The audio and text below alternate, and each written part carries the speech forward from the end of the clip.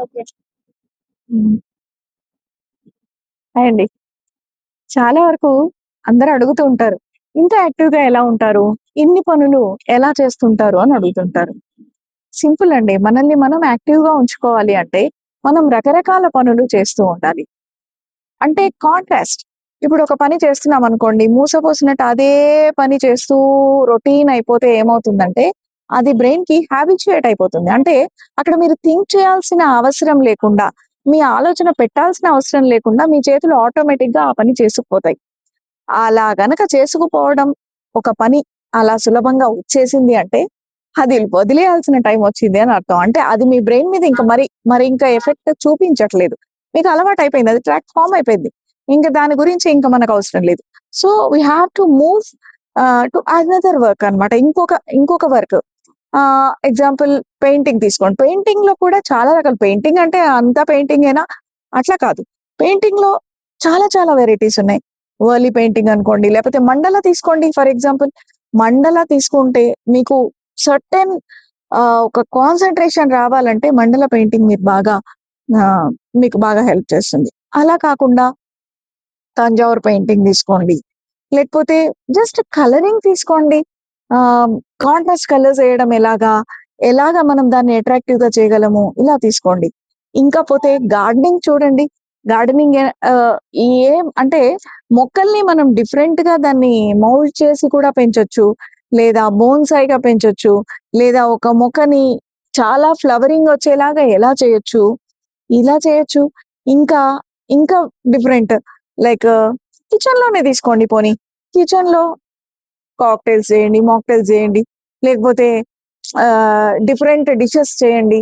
వంటకాలు రకరకాలుగా ట్రై చేయండి. రోజూ వండుకునే బెండకాయే కొంచెం డిఫరెంట్‌గా ట్రై చేయండి. అట్లా మీరు బ్రెయిన్‌కి ఎప్పుడు కూడా ఒక కాంట్రాస్ట్ అనేది ఇస్తూ ఉండాలి. ఎప్పుడు ఒకే పని చేయడం, ఎప్పుడు ఒకే మాదిరిగా ఉండడం అట్లా కాదు. డిఫరెంట్‌గా ట్రై చేస్తున్న కొద్దీ మన అంటే ఒకటే అండి. మనం ఆలోచన పెట్టి చేసే పని ఒకటి ఉండాలి. మన కాన్సంట్రేషన్‌ని దాని మీద పెట్టి చేయగలగాలి. అది లేకపోతే మనకిది రాదు అన్నలాగా. రోజు వేసే ముగ్గు తీసుకోండి. రంగోలి వేస్తాం కదా! ఆఫ్‌కోర్స్ ఈరోజు రేపు చాలా మందికి అలవాటు తప్పిపోతుందనుకోండి. బట్ అది ఎంత హెల్ప్ చేస్తుంది తెలుసా? మీరు పెట్టే ఆ ముగ్గులోనే ఆహ్, ఆ ముగ్గు చుక్కలుంటాయి కదా! ఆ చుక్కలు ఎన్ని చుక్కలు పెట్టాము ఒక సైడు, ఇంకొక సైడు అంతే డిస్టెన్స్‌లో వస్తుందా? రావట్లేదా? సిమెట్రికల్‌గా ఉందా? లేదా? ఇవన్నీ మనం అబ్జర్వ్ చేసుకునేటువంటి మైన్యూట్ థింగ్స్ అండి. ఇవన్నీ గనక చూసినట్లయితే బ్రెయిన్ మనకి ఎప్పుడు షార్ప్‌గా, కరెక్ట్‌గా ఉంటుంది. అది మనకి అంటే పెద్ద పెద్ద డిసీజెస్ అంటే ఏదో అల్జీమర్స్ రావడమో, లేకపోతే ఇంకో ఆహ్, మెంటల్ డిప్రెషన్ రావడమో, డిమెన్షియా రావడమో, ఇలాంటివేమీ లేకుండా మనం లైఫ్ లీడ్ చేయొచ్చండి. యాక్టివ్‌గా అంటే మీ వయసు ఆల్‌మోస్ట్ ఒక 10 ఏళ్ళు తగ్గినట్టు ఉండాలి గానీ, ఓ 10 ఏళ్ళు మీ వయసు కన్నా మించినట్లు మీరు కనిపించడం కరెక్ట్ కాదు గదా! సో, మన పిల్లలకి హోమ్ వర్క్స్ ఉంటాయి. ఆ హోమ్ వర్క్స్‌లో జనరల్‌గా వాళ్ళకి ప్రాజెక్ట్ వర్క్‌కి దానికి మదర్స్ హెల్ప్ చేస్తూ ఉంటారు. ఫాదర్స్ హెల్ప్ అది చేసిన మీకొక మంచి అవకాశం. అది ఒక క్రియేటివ్‌గా థింక్ చేసి క్రియేటివ్‌గా మనం అందించగలిగితే, ఇటు మన బ్రెయిను షార్ప్ అవుతుంది. అటు పిల్లలు హ్యాపీ అవుతారు. అండ్ మీ పిల్లల చుట్టూ ఉండే ఫ్రెండ్స్ వాళ్ళు ఇంపాక్ట్ అవుతారు. ఇలా మనం బ్రెయిన్ ఎప్పుడు కాంట్రాస్ట్‌లో ఉంచాలి. ఇప్పుడు మనం కంప్లీట్‌గా ఒక మ్యాథమెటిక్స్ అంటే ఇంట్రెస్ట్ ఉన్న స్టూడెంట్ అనుకోండి. మ్యాథమెటిక్స్ చేయడం చాలా మంచిది. బ్రెయిన్ షార్ప్ అవుతుంది అని. మ్యాథమెటిక్సే చేస్తూ ఉంటే మ్యాథమెటిక్స్ బ్రెయిన్‌కి అలవాటయిపోతుంది. అలా కాదు.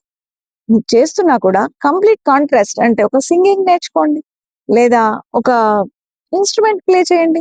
ఇన్‌స్ట్రుమెంట్ ప్లే చేసినప్పుడు అవి ఎక్కడ ఎలా వస్తుంది? ఎన్ని రాగాలండి. ఎన్ని రకాల స్వరాలండి. దానికి అంతుందా? అలా సంగీతం నేర్చుకోండి. నేర్పించండి పిల్లలకి. ఎందుకు యాక్టివ్‌గా ఉండరు?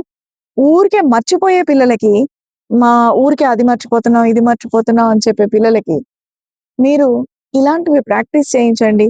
వాళ్ళ కాన్సంట్రేషన్, వాళ్ళ ఏకాగ్రత అనేది ఒక దగ్గరికి వస్తుంది. ఏ పని చేసినా యాక్టివ్‌గా అంటే, చేస్తున్నంత సేపు ఆ పని మీద శ్రద్ధ. చేస్తున్నంత సేపు ఆ పని మీద ఒక విషయం అనేది మనకి నిలబడుతుందనమాట. ఇలా మనం మనల్ని మనం యాక్టివ్‌గా ఉంచుకుంటే తప్పకుండా మనం యంగ్‌గా కనిపిస్తాం. మన ఏజ్ కన్నా ఒక 10 ఏళ్ళు తగ్గినట్టు కనిపిస్తాం. ట్రై చేస్తారా?